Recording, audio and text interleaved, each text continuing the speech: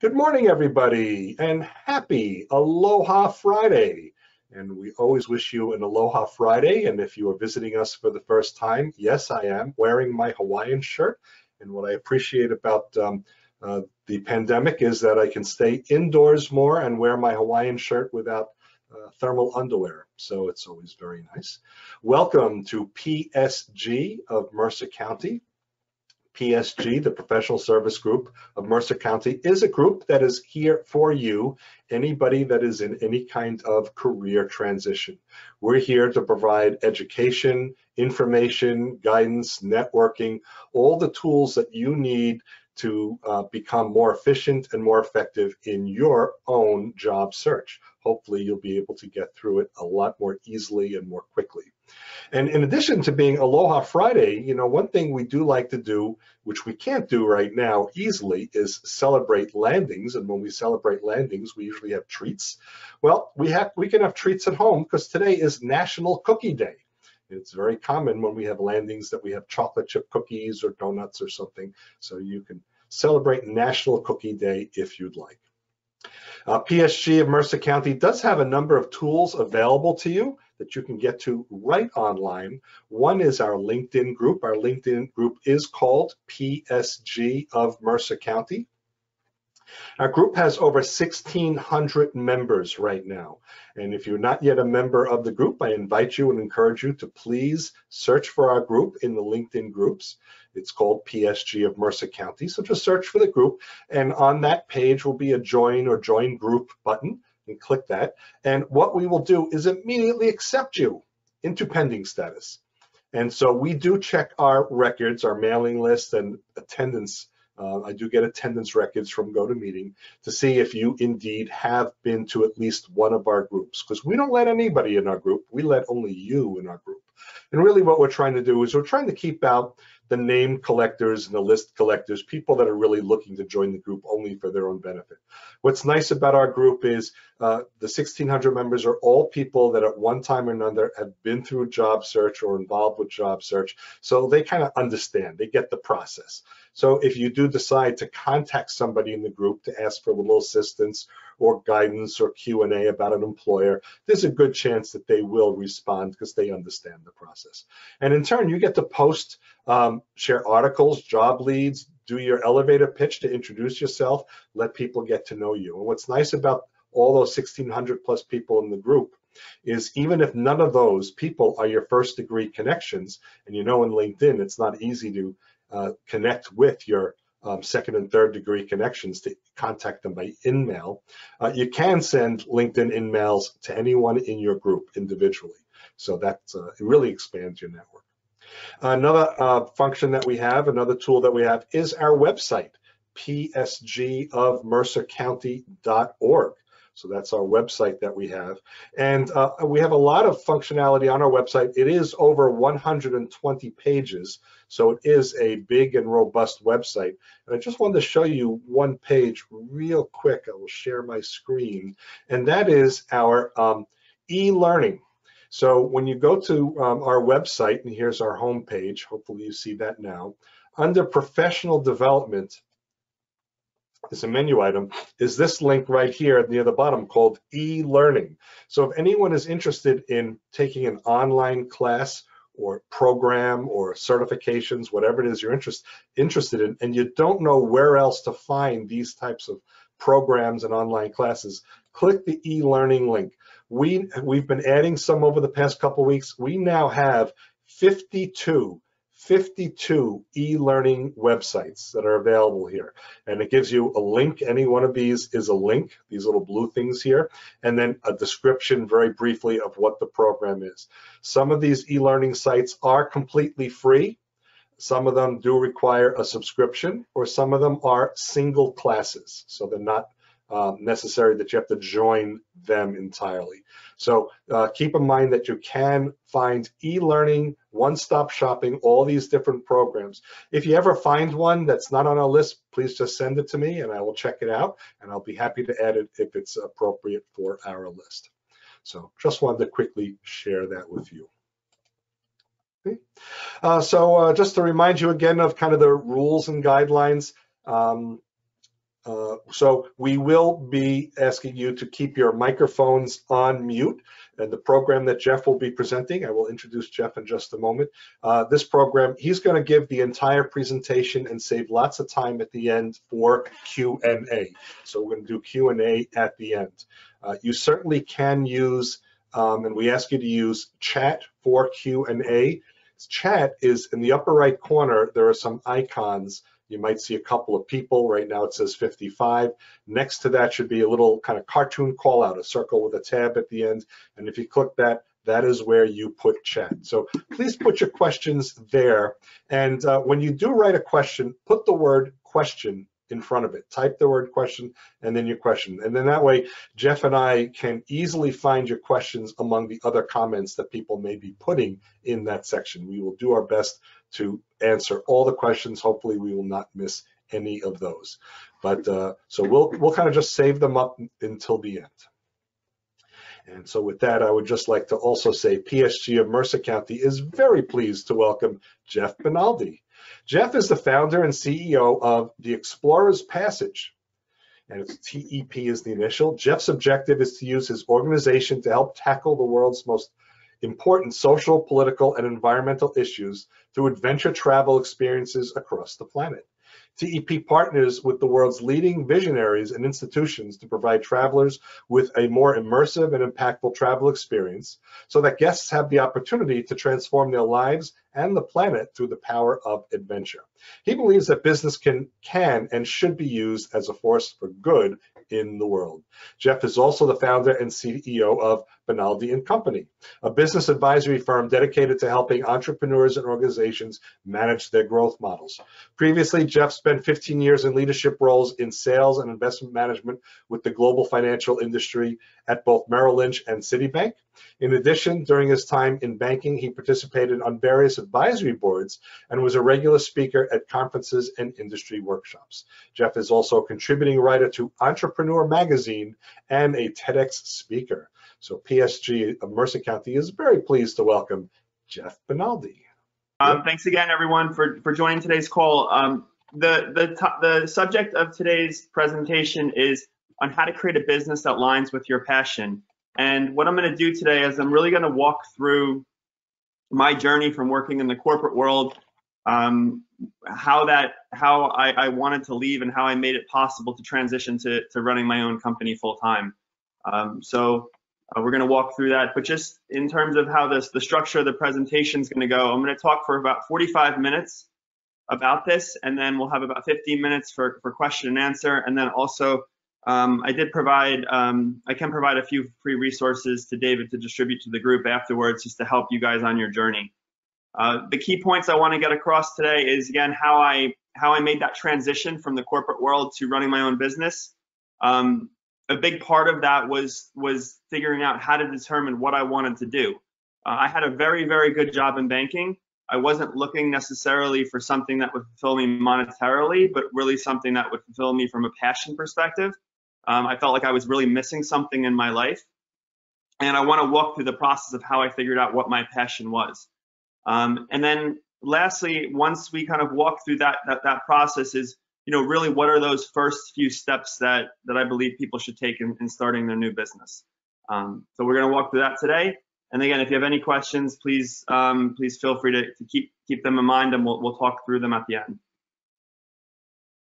So a little background on me. I went to the College of New Jersey here in nearby Princeton. I was a political science major, and after college, when I was a senior in college, I started actually my own business. And I did it for about 2.5 years. It didn't work out. I was doing the business in the day, and I was working as a waiter and a tennis instructor in Princeton at night. And it was really, really hard. And I learned a lot of lessons from it. But after 2.5 years, I felt like it was time to kind of move on. And I was 25 years old. I had no idea what I was going to do. I started going to school at UPenn, taking business courses, and I got a break. And I got a break, and I got a job in marketing at Merrill Lynch in Princeton, which used to be on Scudder's Mill Road. Merrill Lynch's asset management group was at the time about $500 billion in AUM. and it was headquartered on Scudder's Mill Road, and I got a job as a junior marketing analyst, and it was a big break for me. I was 25. I had just gotten married, and for me, I had a lot to learn. You know, I made a lot of mistakes in my first entrepreneurial pursuit, and I really wanted to learn the right way of doing things, and the corporate world did provide me with that structure and that safety and an opportunity to kind of climb up. I spent about 9 months in marketing. And then there was an opening on a fixed income portfolio management desk where I moved over. I was very interested in the markets. I wanted to learn about how to manage money. And I spent about another 2.5 years there. And then I moved to Citibank's headquarters in Tribeca in New York City, where I spent almost 13 years, both as a portfolio manager and then as a sales executive. And through that time, again, I learned a lot. I had an incredible job. I was paid well. But there was always something missing. And I always thought that if I got a bigger bonus, that would be fulfilled, or if I got a higher title, that would be fulfilled. And it just never came. I never found fulfillment. I struggled to get up to work each day. During the financial crisis, I saw a lot of people who were much older than me, going through transitions out of their jobs, and I just really wanted to think long term about this and how I can create something where I had a little more control of my fate. And then I'm 43 right now, but at the age of 33, about 10 years ago, I actually went on the first hike of my entire life. And it was at this place right here in this picture. It was a place called Bear Mountain State Park, which is an hour north of New York City. It's a beautiful place if you've ever been there. I don't know why I never went on a hike before, but I guess life happens as it does. And I went on that hike, and it was very transformational for me. I felt, I was struggling at work. I just had gone through a divorce. So I was not in a great place in my life, but that connection to nature really helped me. Being a part of a community, a group of people when we were climbing, and then, reaching a little summit, which is not very high, but for me, it felt like I accomplished something. And something triggered in me, and I got home, and I said to myself I would start doing more of this. And you see a few pictures here. I started climbing all over the United States, and then all over the world, and it was completely transforming my life. And I liked the way it made me feel. It made me feel very different than I did during the day. So after a few years of doing this, I actually decided to start a travel company where I could provide these experiences to help other people feel that same way. And the company took 2 years to launch. I did it on the side while I was in banking. I had learned that it takes about 3 to 5 years to get a business up and running. And in my opinion, it takes 5 years to get a business to a point where you're making enough to support yourself. That lesson was really from my first startup. And I decided I would build it step by step on the side. I would not take a leap of faith.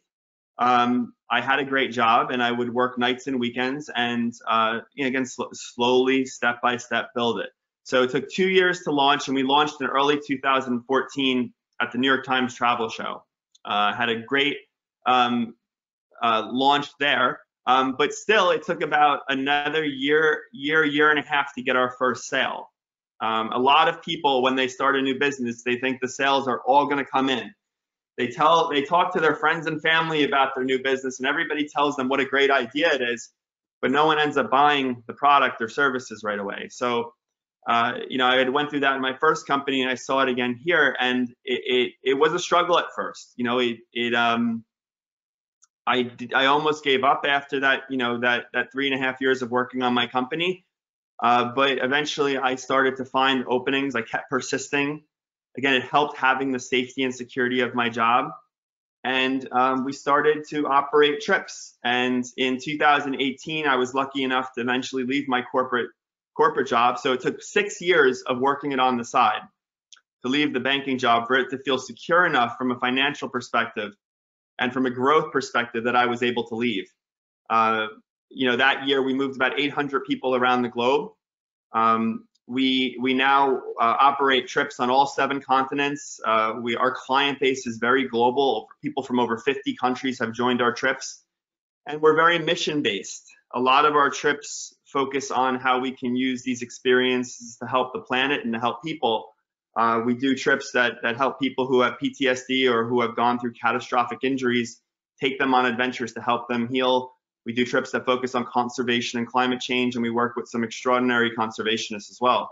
For me, it's been a dream come true. It's not been easy, but I've learned a lot, and I'm very grateful for how I feel today. Here's a couple pictures just of some of our trips around the world. From Mount Kilimanjaro to Costa Rica to, you see a ship on the upper right-hand corner. We take about 150 people to Antarctica every year. So again, very connected experiences. I feel I don't make as much as I did in banking, but I'm about 1,000 times happier. So for me, that was my goal, and that's what matters to me. So, for each of you, for wherever, for wherever you are in your life, whether you're in a corporate role or you're running your own business, a lot of times I ask people, do you feel stuck? A lot of times we think that, again, if we get that title, if we get that more money, then everything will fall into place. For me, it didn't. I also changed jobs a lot within the banking industry, and I thought that a different job would fulfill me, and that didn't seem to work as well. And I really, I went through a process of figuring out what I loved, and that's what we're going to go through today. A lot of my friends talk to me and say they want to start a business, and I ask them what they love, and they look back at me and they say, I have no idea. And a lot of people get that, right? A lot of people, we might like a lot of things, or you might not know where to go. And a lot of people, another thing, are looking for that silver bullet, right? That one thing, that great idea, whether it's an invention or a service that no one's ever thought of before, that is just going to click one day, and it's going to be very clear that's where you're supposed to go. In my belief, that silver bullet never happens. It's more of a step-by-step process, a lot of work that you need to do on yourself, and a lot of exploration you need to do on the idea. So I'm going to walk through the process that I went through now. So I really look at this, the process of determining your business idea in three main steps. The first is, what are you good at? What do you love? And what gives you a sense of fulfillment? Okay. These are three things that I thought about very, very closely, and I want to dive into each one in just a bit more detail. So what are you good at? It's very interesting. A lot of people, they discount what they're good at. They think that the things they're good at, they shouldn't be doing for work. This was something that I did. When I was in college, I went to college nearby in Princeton, at the College of New Jersey. I remember the first time I actually just visited Princeton as a guest. And I walked around on campus, and something really struck me. It was the history, it was the beauty of this place. And I started to bring friends and family there to show them this place that I found so fascinating and that I love so much. And it's something that came so easy to me. It didn't take any effort. It was just, the action kind of came through me.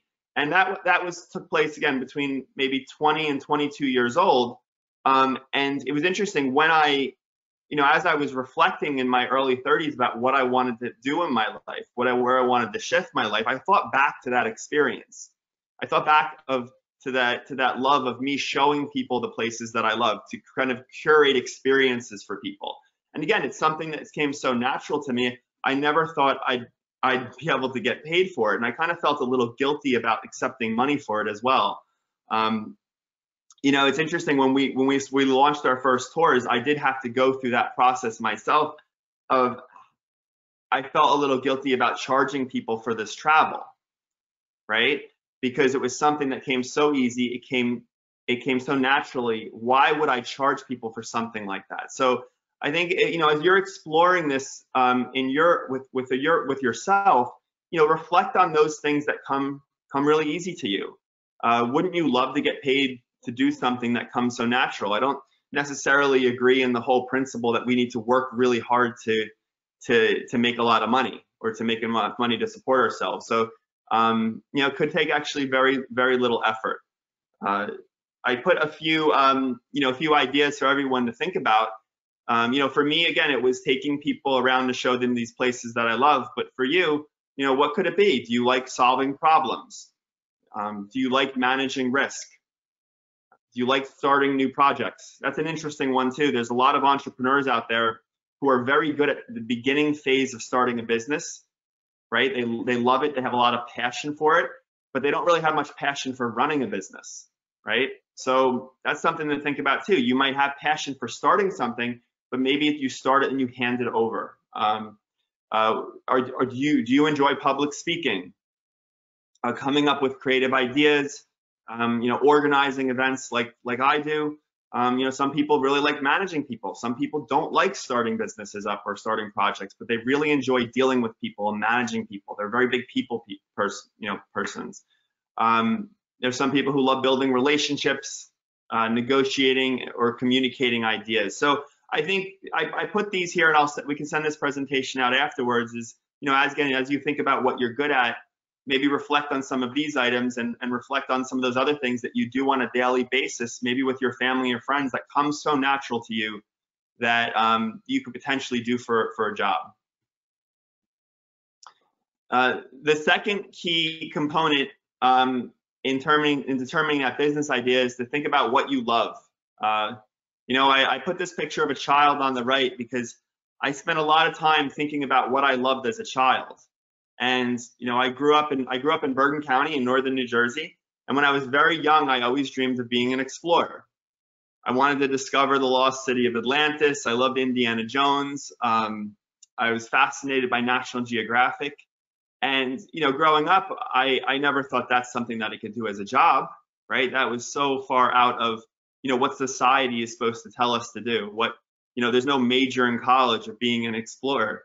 So, again, in that second part of my process, I really wrote down all the things the things that I loved. And I remember that excitement, that exploration, that childlike wonder that I had about thinking about these things. And for me, when I'm thinking about, I put three things that I deeply loved. And one was adventure. It was something that I started to get really into, as I got older. And another thing was history. I'm a big history buff. And the third was storytelling. I love telling stories. So when I launched my company, I wanted to incorporate the things that I loved. And I didn't know if it was going to be feasible. I didn't know if things were necessarily going to sell. But I trusted that if I was doing what I loved, that doors would open up. And our first tours really focused on adventures that had a very strong historical component. So whether we were working with these, again, amazing historical figures who are in conservation, or whether we were showing people places that had a really deep historical value, it brought me more excitement. I tend to be much more motivated to work harder when I'm doing something that I enjoy. I also saw what I didn't like when I was in banking. I couldn't find anything I loved there, and that's where my energy was going down. So I really focus on how these things made me feel. The third component in determining your business idea is what gives you a sense of fulfillment. We all have, we're human beings. We all have emotional and psychological needs. We could be doing something that we love and that we're good at, but if it doesn't fulfill us, right, whether it's in a relationship, in a business, or a friendship, if we're not fulfilled, it's going to be very hard to have staying power in this type of business.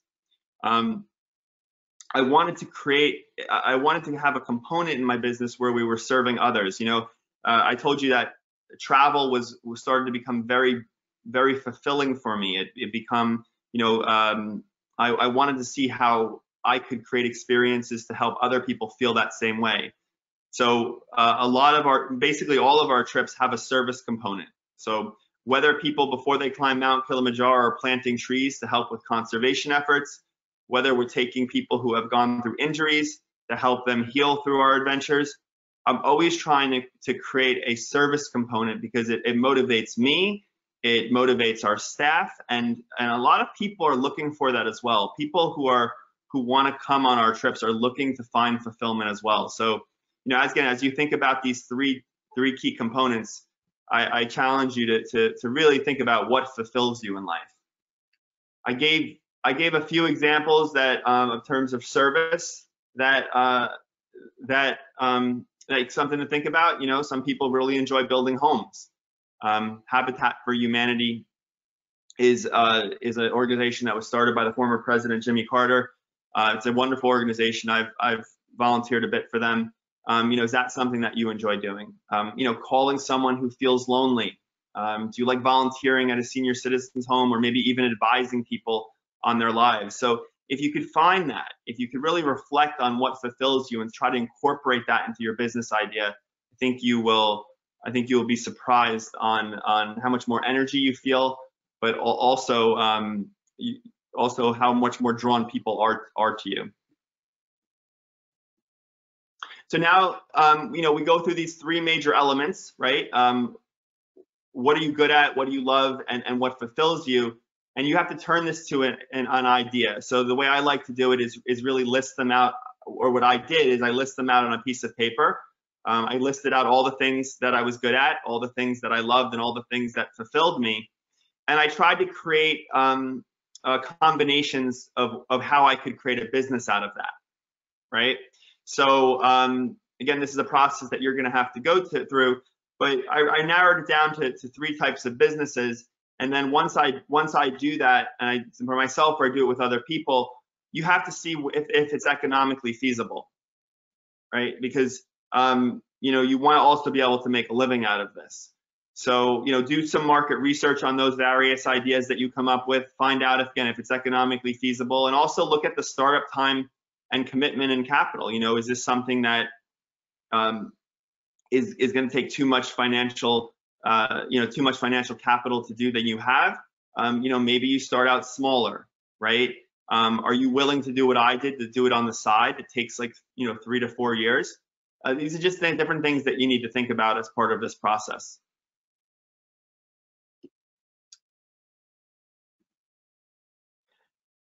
So taking your first step. So let's say you have you came up with your business idea, and a lot of people always ask, well, I don't know where to begin. And people get very overwhelmed at this stage of the process. They're thinking about sales and marketing and hiring people, and they get so far ahead of where they're at. And I tell people, just take one step, just 1 or 2 steps, right? And the first one I like to tell people is come up with the name of your company. And I always see that when people come up with their name, and then we're going to talk about it in the next slide, but in your logo, something happens to them. It brings a sense of excitement. It makes the process feel real. You can use this name on business cards to start out, on letterhead, right? It serves as the foundation when you start your corporation or your legal entity. But just do this in very small and digestible steps, especially if you feel overwhelmed. Some of the things about, coming up with the name of your company, really think about something that embodies your brand. Think about what you are trying to sell. And, what I do too is when I do come up with the names of the different businesses that we do start, is I show it out to my community, to my friends, and I ask them for feedback. So, bring people in, get feedback, you don't always have to feel alone in this process. Once you decide on a name that you truly love, you potentially might want to secure a trademark, right? It costs about a little under $1,000 to do a trademark search and to secure a trademark in the United States. It's something that we do for a lot of the things that we're involved in, but it's something that you might want to look at so you don't have problems down the road. You could also look to secure the social media sites, which are free, whether it's Facebook, Twitter, and Instagram for that name. And then a domain name. Going to a website like GoDaddy.com, where you can get the domain name for your website, which is also about $15 to $20 for the first year. So again, it's just a simple step. It gives you kind of like a win under your belt, right? You got your name of your company, and then think about, okay, what can I do next? And what I tell people after that is to create your logo. So you got your name. Now create your logo, and it's really the idea. The logo is your bridge from an idea to reality. It gives your company identity. It kind of clarifies your vision. You can show it to the world. We talked about, again, the business card and the letterhead. And I found, again, that this name and the logo provides enormous momentum for people in their journey. There's so many people I speak to that come up with business ideas, hundreds of business ideas, but they never decide on that one idea, and they never come up with that name for that company and that logo. You need to just start taking some steps forward. I want to just kind of elaborate on something as well. Is again, I mentioned about coming up with that perfect idea. You never know where this business is going to go, right? When I started the company, it was really focused on history and adventure.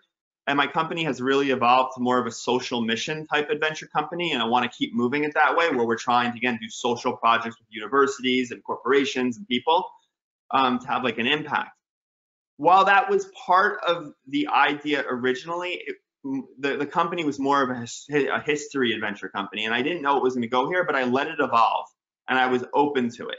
So again, don't think you have to come up with the perfect idea at first. Just start moving forward, right? Come up with something that you deeply resonate with and be open to, to what people want from you, and to how you're evolving as a person, because you're changing, right? Your company's going to change, the world is going to change. And it's funny, I think you'll also see that the process, the evolution of starting your business will actually take you to the place where it was always supposed to go to.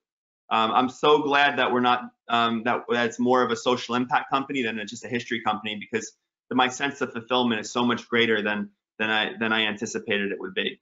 So be open. Yeah, and this again, just I put this here is to take your time and start a really strong business framework. I'm going to send some materials after this call through David that could help you on this journey. But again, take your time, build a strong framework, and find something that you truly love that resonates with you, that you can hopefully do for the rest of your life. David, now we can open it up for Q&A. Sure. Okay, I'm going to quickly look to see questions. So Joe has a question. What do you do for health insurance for your own business? That's in chat. Yeah, I see that. What do you do for health insurance for your own business? Yeah, it's a good question. When I was in the corporate world, it was something I had a really good health insurance plan at Citigroup, and it was something that I ended up having to pay for myself. So I voluntarily quit. I did get to use Cobra for the first 18 months. So it did make it a little cheaper. But then I transitioned just to basically buying it direct through one of the exchanges. So it's an added cost, but it's something that I do. In terms of employees, I'm very careful on, especially since we're only in 4 or 5 years old as a business. I'm very careful on employees. Actually, everybody who works for me are independent contractors. So, you got to think about your costs. You got to keep your costs very low in the beginning. You don't necessarily need to have employees right away, right? You can use we have about 10 to 12 independent contractors that work between 15 to 20 hours a week for us versus different things. Someone's doing graphic design, someone's doing project management, someone's doing sales. So, and by having independent contractors, I have the ability, obviously, not to have to pay health insurance right now, but also to vary their hours. So in a place like COVID, where we actually, we had a kind of a challenging year because of travel, I was able to reduce hours. So, again, think about the care of your business, keep your expenses really low, because ultimately your goal is to have the business grow long term. I was in the banking industry, and I had a very good job, but I wasn't in a financial position to just quit. So my plan was to do it on the side for a number of years, so I could use some of the money I was making in finance to finance the company. I didn't want any partners. I didn't want any debt. I wanted to leave and have full control of my business and my life. So I ended up using the money the extra money that I was making at Citigroup to help finance the business. And then after the 6 years, it was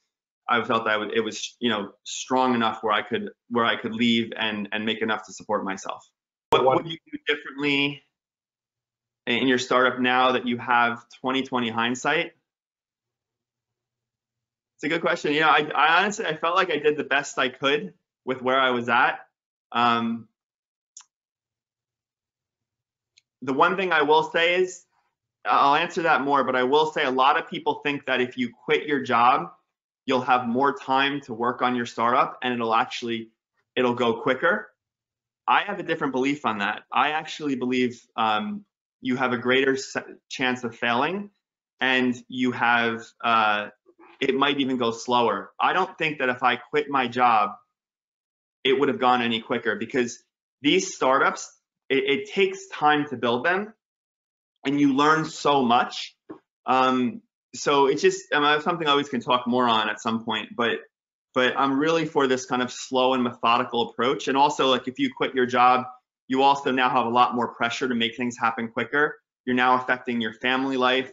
You know, if you don't get it up and running in a year, which is like pretty much impossible in my opinion, you know, it just affects all parts of your life. But you know, maybe what I would have done differently, I don't know. Again, I did the best that I could, but you know, sales, I'll say sales is the lifeblood of an organization. You know, I maybe would have put a little more time and effort into sales. You know, into maybe really focusing on one or two really solid sales funnels, because I was juggling a lot of things. I was creating trips, I was working on sales. Maybe I would have created less products, because we launched with 3 trips. Maybe I would have created only 1 trip and focused 90% of my time on sales, right? Because if you're selling that 1 trip really, really well, it's much better than really focusing, you know, kind of spreading that time on 3 different products and putting less time into sales. So maybe, so the answer is maybe more time on sales and building a strong sales funnel. How did you estimate the value of your, is it through a formal business case? The value of my business, how do I estimate the value of my business? I don't actually really look at the value of my business. I think if you're talking about maybe if I'm potentially going to sell it, I don't really look at my life like that anymore. I more kind of quantify how happy I am and how connected I am as a person. I don't have a plan to necessarily sell it. I just want it to keep evolving as I evolve, and I more deeply connect to I guess my life path. So yeah, it's a good question, but I don't really, we've never valued the business, and I don't really plan on it at the current moment. Does having independent contractors reduce or eliminate business insurance? Also, are they 1099s? Well, the second question, yes, everyone's 1099s. And then in terms of insurance, you know, we as a travel company, we have to buy E&O insurance, because if someone goes on one of our trips and falls, like, we have to be covered from that perspective. We do have just kind of a general like liability policy. I don't think I don't believe it changes the you know, changes the amount of our insurance, but it is a good question, something I probably should, you know, we definitely could look more into. On the slide where you mentioned about market research, you mentioned something about the business value before you start, and that's what I was referring to. Let's go back to that.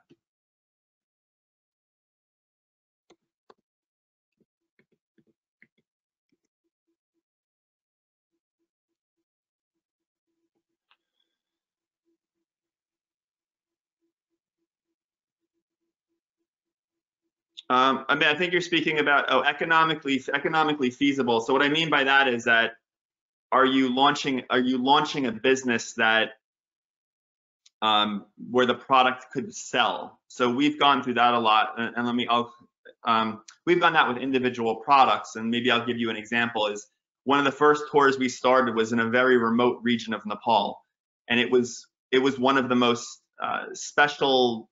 It was one of the most special tours that I still think to this day that we came up with, and now I think we have 17 tours. But it was in a very remote place, and not many people go there, but I thought it was special, right?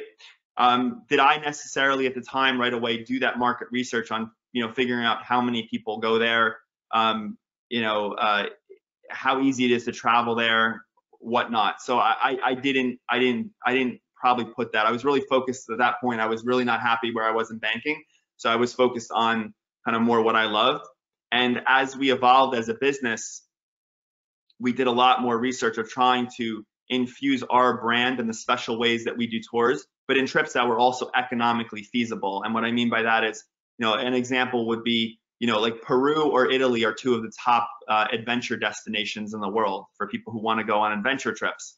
So really looking at a place from, is it sellable, right? When I say economically feasible, are people moving there? What are the tourism stats that go to those places from the United States and from other places around the world? And then building our special model around that. So that's what I mean by that, if that makes sense. Audrey, are you contractors also tour operators in different countries? Yeah, so interesting. So the tour operator, so we are a tour operator, not a travel agency. And we basically, if you went on one of our trips in, let's say, Peru, you would arrive at the airport, you would see our branding, our clothes, the guides would represent themselves as the Explorer's Passage, but they're actually independent contracting firms that work B2B with other tour operators around the world. So they're basically B2B agencies. They have 40, 50 years experience in running tours in these countries, but they work on a branded model. And we do like a whole due diligence in each of these countries to ensure that we're working with the best operators. But yes, they're independent contractors. They're not direct employees on the ground.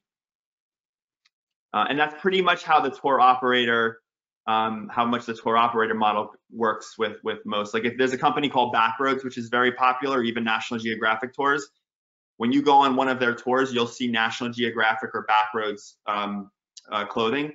Those people are independent contractors at firms in those local countries. Jeff, how did you determine how much you would take as salary compensation versus putting dollars back in your business? It's a good question. Jeff, to be honest with you, like I was on a mission to get to a point where I was comfortable enough in leaving my banking job first to, making enough to leave my banking job. So I looked at it at first more from, okay, here's what I made in banking. Here's what I need to know. I had a list of items and expenses that I need to do to transition from banking to running my own company. And that was kind of the first model I looked at in terms of what, when I was comfortable to leave. And that took me, again, 6 years. So I left in early 2018. It's been roughly 3 years. And it's, listen, this is almost my third year, balancing, just as a sole entrepreneur from working in the corporate world for 15 years. And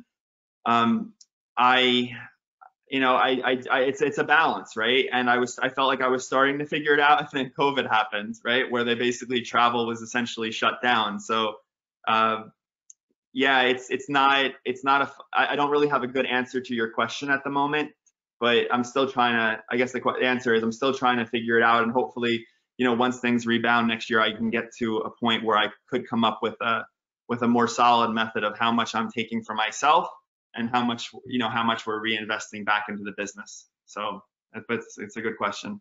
Audrey, did you do a beta test or research to see how successful you can be in the crowded tourism market? I actually did not, Audrey. I really had a lot of belief in myself that I could make it work.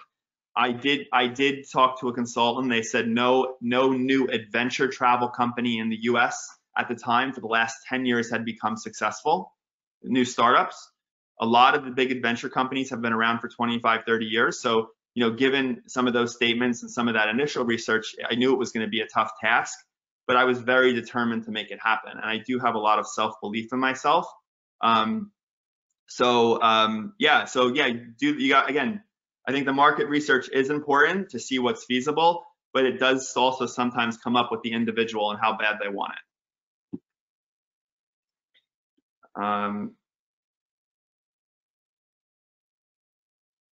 Where is the photograph that is behind you taken from?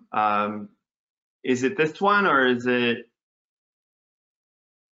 I think behind your head. I'm not sure if you're talking about the one on this slide right here. This was taken from unsplash.com, which is a photo site. So. Excuse me, Jeff. Yep. I think it's the photograph behind you, physically behind you. Oh, you mean in my house? Okay. It's actually not a photograph. It's a painting by a famous Canadian nature painter. And I don't have the name of the man right in front of me, but I love his work, and I could send David you to distribute after the call if you want. Good question. Next, we got a question from AK.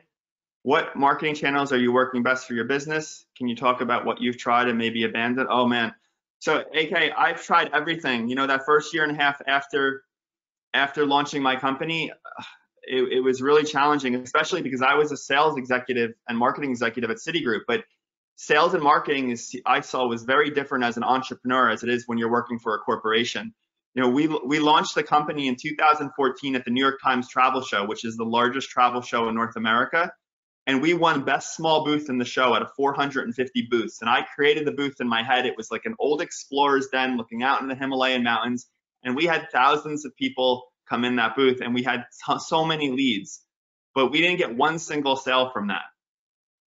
And someone told me that. Someone advised that, you know, trade shows aren't always the best, the best means of marketing. And I had to learn. I learned it the hard way. I don't regret it, but I did learn it the hard way. But we've tried a lot. You know, I'll tell you, we ended up. What I will say is, my belief on marketing after doing this for, I guess now almost 8 years, is you need to find one or two things, maybe even one, and go all in on it. So whether that's content marketing, right, and becoming like an SEO expert, or hiring someone who's really good at SEO, or doing digital marketing, like Google Ads, and going all in on that, is what I've seen worked. I did try a scatter approach with marketing where we were doing referral programs and digital marketing and content marketing and trade shows, and it wasn't working. And now we really focus on two main channels, and that's digital and SEO. And I'll give you an example. I have a friend who runs tours for Peru. They're a US-based operator, and they spend $200,000 in Google Ads per month. And they have an in-house Google Ads team, like specialists that they work on, and they produce 30 million in sales, and that is their only sales funnel, just Google Ads. But then I have another friend who just does SEO. So they're producing 3 pieces of content a week, and they're getting a firm to optimize all of their blogs that bring in traffic for their travel company, and they're hitting about 30 to 40,000 hits on their website each month just by content marketing. And I think for me, that's what I've seen are the companies, at least in the travel space, that go all in and are very, very focused on one sales funnel. And because you only have a certain amount of time each week, right, and each day. And if you do something really, really well, it will work for you. Audrey, in what year did you break even and then make a profit? It took, Audrey, again, we took 2 years to launch the company. So 2012 to 2014, we launched in 2014. We broke even and made a profit in 2016. So 6 years total, 4 years after we were live. But we also, that year was a big year. It was like it was kind of like no revenue, revenue. Then we started to get revenue, and then there was a big jump in 2018.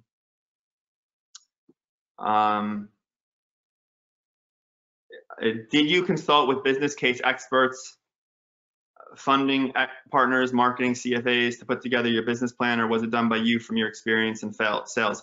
Okay, one thing I didn't mention, what I did do is, because I had no experience in travel, I did hire a travel industry consultant right from the start in 2012. And I worked with 2 travel industry consultants who were former CEOs of travel companies, and I would speak to them a few times a month.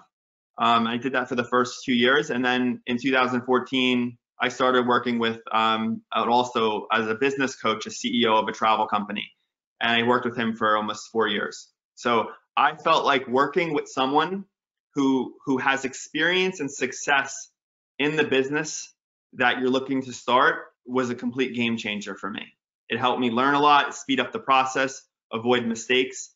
One of the things I learned too is that the first 2 consultants I worked with, they were professional managers in the travel industry, but they had never started a travel business.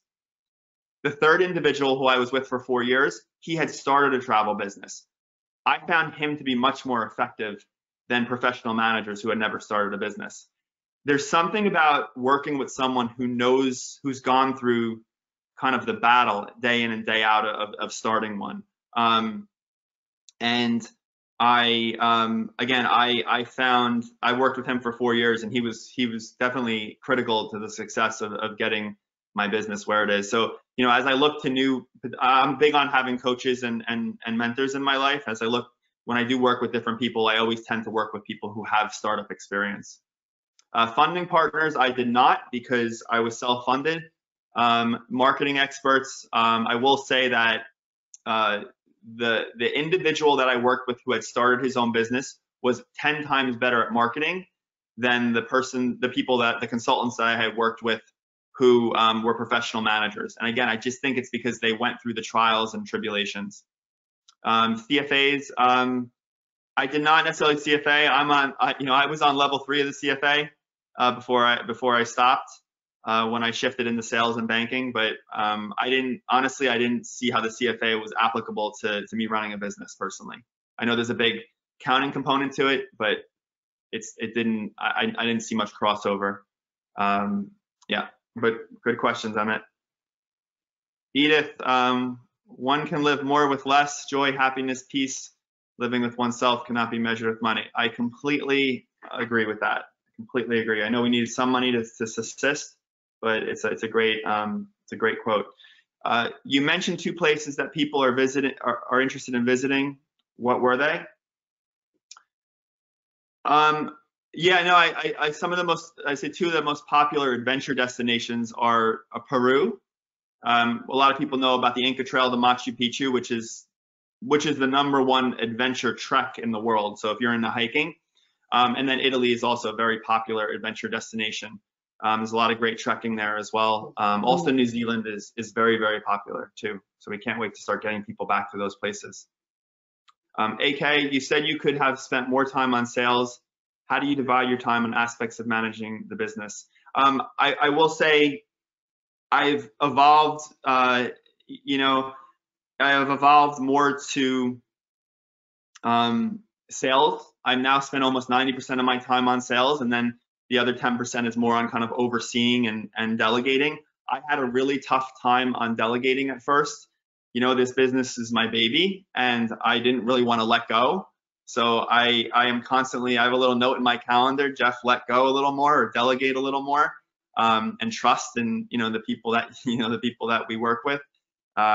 Because I mean, I have a lot of passion for what we're selling. So for me now, it's 90% on sales, and I'm still kind of working through trying to let go more of the operational and other things that I shouldn't be doing on a day-to-day basis, which I struggle with, but I've gotten a lot better on it. I had a really good conversation about a year ago from a board member at Bain Consulting, who's a friend of mine, and he talked about the second man, or second woman, as you would call it as well, is finding that person who you trust so implicitly that can take a lot of that operational stuff off your plate. And he said that once you find that person, he's seen in startups is usually the point where you can have enormous growth. And it took me a long time to find that person. I've been going through so many different people to see who that was, and I finally found that person about a year and a half ago, and I've slowly, more and more each day, give more and more over to him. And I've seen that as the more that I do that and I let go, the more you let go, the more that you can ascend. So yeah, so whatever you are, once you get your business running, when you find that second person who you trust, you can really start to soar. I don't know. I think I might have answered all the questions. I don't know if I missed any. I did go up and down through the list. I did not see that you missed any. It was actually one you missed, but you later answered it in a later question, so I think that's good. Okay. David, I see one. Oh, okay. How's your travel business affected during COVID-19? That was the one, but you also commented on it. Yeah. Okay. Yeah, I will address that. Okay. Yeah, I mean, I really didn't expect that to happen, for me not to be able to sell our products when March hit. And I'm not gonna lie, it was extremely challenging at first. Um, I was definitely scared. Fortunately, I did have a consulting business, so I started to ramp that up. And I do believe in the power of diversification, especially as you're out on your own. From someone who's been in the corporate world, where I had kind of that safety, so I had that other business to ramp up and that other skill set, which has helped me a lot. And but with I'll tell you what happened with COVID is we had no sales from about March 15th to September 4th, so zero revenue. We stopped our marketing around March 15th because people were obviously getting sick and dying, and people were losing their jobs, and we didn't think it was prudent to be selling our products at that point. We thought it was insensitive. We stopped till July 1st. And I was still a little cautious, but we started to put some feelers out there on July 1st, just to get a sense of trips for next year. And we started marketing pretty heavily in July and August, and we received our first post-COVID revenue starting on September 4th. And I will say that from September 4th to today, we are actually having more inquiries per day now than pre-COVID. So business is booming more now than pre-COVID, and I think that's for a few reasons. Well, first I'll say it's for trips that are starting in the middle of next year and on, right? So no one's really booking for this year, but it's for the middle of next year onwards. And what I did is I tried to always take a positive from this. I tried to think about, well, what is COVID trying to teach me as a business owner? And I was in sales in Citigroup, and I was kind of running around the world with my travel business the last few years. I didn't really have time to go more into our marketing and our processes to see what we were doing wrong or what could be optimized. And COVID really gave me the time to go deep in our content marketing, and to go deep in our processes, and go deep in how we were doing our digital marketing into a way that if COVID didn't happen, I never would have gone into. So from a marketing standpoint, COVID was a blessing. And because of that, we were able to look more deeply into it, and we were able to shift a lot of things, and which is why we're having such extraordinary kind of growth and success at this moment. Another thing that I learned is that I always thought, again, I have that delegation issue where I thought I always had to be on the ground managing everything. So last year I traveled 180 days around the world. So I was on not all of our trips, but a lot of trips, meeting clients, doing that. But what happens is when I was away, then I couldn't be really managing things back home. And I started to see how that was affecting our business, how it was affecting my happiness and my life. And I think by me kind of being home more at the command center and delegating out to the great people that we have to work with and trusting more, then again, I think that's also a reason for success. And I'm trying next year to limit my travel to less than 30 days around the world. So thankfully, the travel business is coming back strongly. We're hoping the vaccine and all the good things, there's a positive, some positive things happening next year, but we feel pretty confident that third and fourth quarter will be very strong in terms of getting people out there.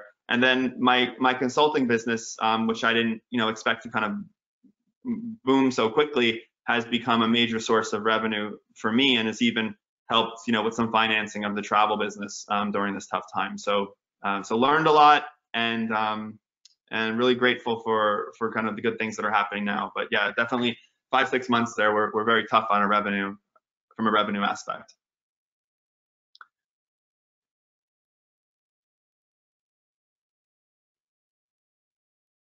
Any other questions? So if you still have a question, certainly do put that in the chat. I've got 2 comments from earlier questions. One came up about health insurance. There are a number of options that we have. Certainly, you can use what's called the Healthcare Exchange or the Affordable Care Act. In New Jersey, there's actually Get Covered NJ. So you don't go to healthcare.gov when you live in New Jersey. New Jersey has its own exchange. It's an option as part of the Affordable Care Act. So you could look there. There are, I think, 4 insurance companies, plus each have 3 or 4 levels of coverage. So look there. COBRA, if you're fairly current, recent out of work, may be an option, such as Jeff mentioned. You could also join professional associations. Some professional associations do offer group insurance. One is called the New Jersey Business and Industry Association. Their membership is about $300 a year, and so you may be able to get their group health insurance at a savings greater than $300. Plus, they kind of act like a chamber of commerce. And of course, which can be more expensive, you can just get private insurance, but that may not be an option. You would want to talk to an insurance professional about what your options are. And another was, someone asked about ways of finding or generating business. You know, Jeff's business might be different than what your passion in your business is. If you want to start a little bit small, you can join meetup groups. Meetup groups are a great place to meet people. You can either find people in your profession or meetup groups for your clients. LinkedIn groups, professional associations, conferences. So there are lots. Be active on social media. So there are lots of ways for initially generating business, in addition to what Jeff has found very successful. And Jeff, there is another question from Joe. Yeah, I see that. How many months of money do you need to have saved before starting your own business? Joe, when I quit, I had 1.5 years of expenses saved. So yeah, that's what I did. One other thing I kind of wanted to touch on too, which I learned too, is when I was in the corporate world, because I had such a sense of safety, I thought that, I don't know, I thought that like there was a part of me for many years that thought if I ever quit my corporate job that I would go bankrupt, or what, you know, what would happen, like what would happen to my life. There was a lot of fear around that. And again, it took me 6 years to get there.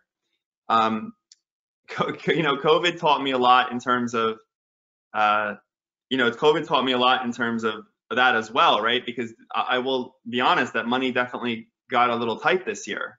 And I'm kind of, you know, in a way, I'm glad it did, because it showed me that even though, you know, again, in a corporate setting, I had a lot of money, you know, after COVID, I had, you know, not much money at all, and you could say no money. And I learned that even I was still okay, if that makes sense, that I was still, given this type of situation where I wasn't allowed to sell my product, that I was still okay, that I would still find a way, that I wouldn't go bankrupt. I could still always navigate myself out. And I think that was very helpful for me to experience as an entrepreneur. Kind of that no matter what comes my way, we'll still find a way. And I think it's going to change my outlook for the future. I hope it doesn't happen again, but if it does, again, I'll know that I'm okay. Edith, sounds like you've gone not only from survive, but evolved and grown into a new territory. Go for it. Yeah, thank you for that, Edith. Yeah, I've grown so much. You know, I'll say one. I want to say one more thing is that, you know, you don't, you constantly need to evolve as an entrepreneur as well. I thought I was in a pretty good place when I left Citigroup, but over the last 3.5 years, I've constantly had to continue to change myself and evolve to make this company work and continue to grow. And I think that, you know, it's a really amazing journey and very rewarding if that's what you want. But, you know, it's like you don't wake up and you become an entrepreneur, but you kind of grow into an entrepreneur over time. So I'm really grateful for the journey. And thank you for all the great questions today too, and being so active.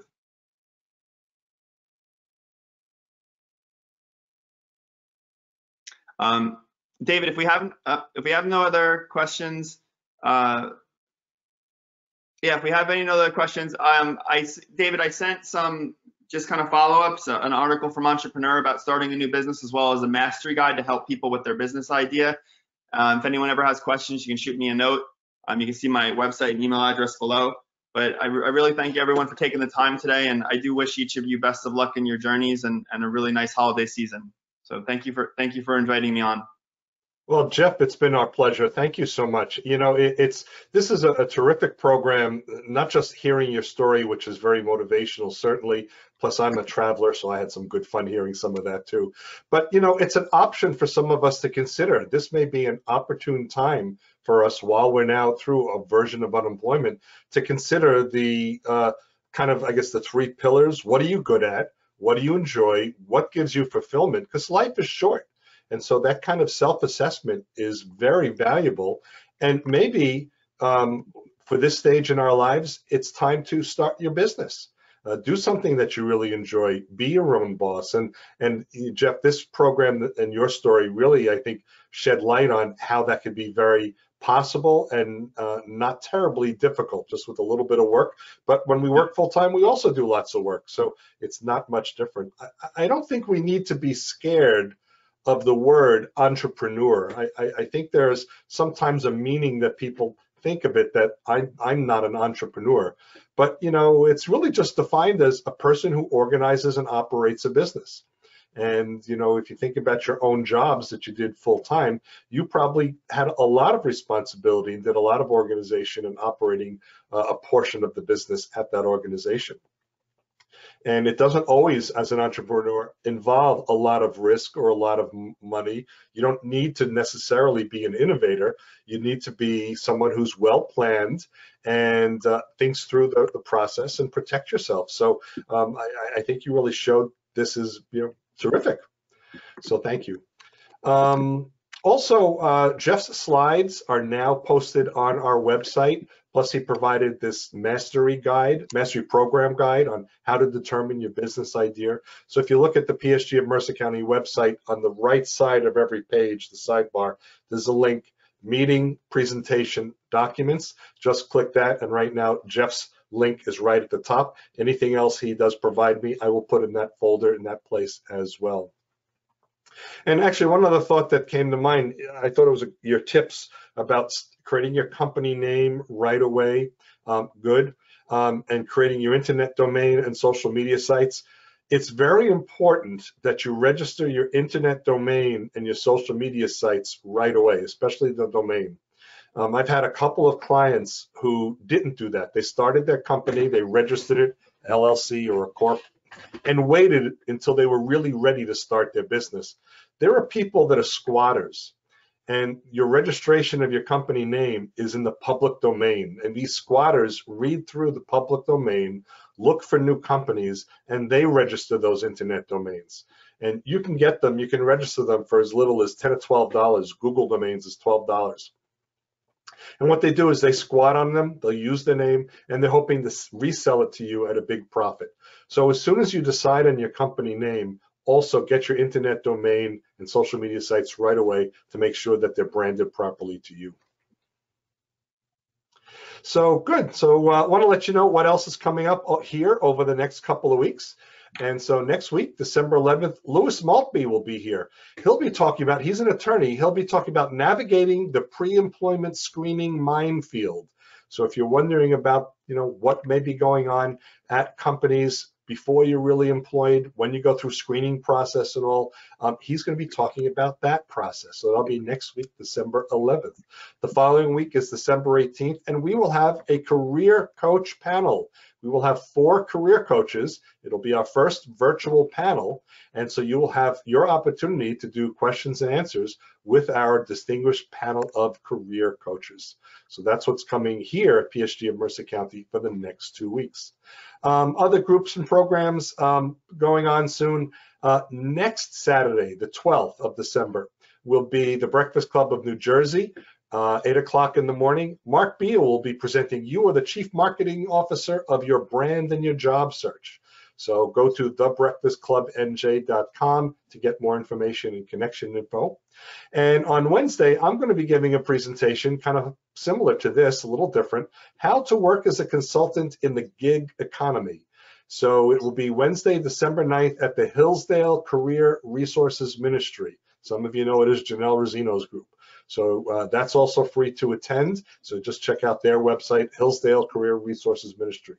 Every Tuesday evening, of course, is New Jersey Job Seekers, Tuesday at 7:30 in the evening. And I will be posting the Zoom meeting link in the PSG group, LinkedIn group. It's the same link that I've posted before. So if you had it before, just reuse that one. And also our sister or cousin organizations, PSG of Central New Jersey, every Monday at 10:30 in the morning, and PSG of Morris County every Wednesday at 9:30 in the morning. And you can get the information on those websites as well. Just 2 cents, Dave, about the PSG of Morris County. We're going to have Jeff Altman talking about the ultimate job interview framework. He appeared here several months ago. If you want, I would say that's sort of an AKA how to schmooze, because he's really good at when you get in that interview or you're talking over the phone trying to make a first contact. He's really good at, try saying it this way. Jeff Altman, 9 o'clock on Wednesday morning. Actually, we open the mics at 8:30, and it's like it is here, both before and after the presentation, a free-for-all of talk about what you want to talk about. Terrific. Thanks, John. Yeah, Jeff was here a few months ago. A fun, wonderful presentation. You know, one kind of benefit, if you might, with the COVID and the going virtual, Jeff is from North Carolina. So we were able to secure, and now John as well, a wonderful presenter from outside of our area. It's not likely Jeff would have driven up, presented for an hour, and driven home. So yeah, fun to listen to. Please listen to him. Good advice. He's a career coach also. So for everyone, that is our meeting for the week, and we hope that we have the opportunity to see you virtually very soon out in the marketplace someplace, or right back here at our program or one of the others. But in the meantime, I will say, let you know, remind you, we are keeping the session open for a little while longer so we can open network, talk about whatever we want. And otherwise, I'll just say, hope to see you soon, and goodbye, everybody.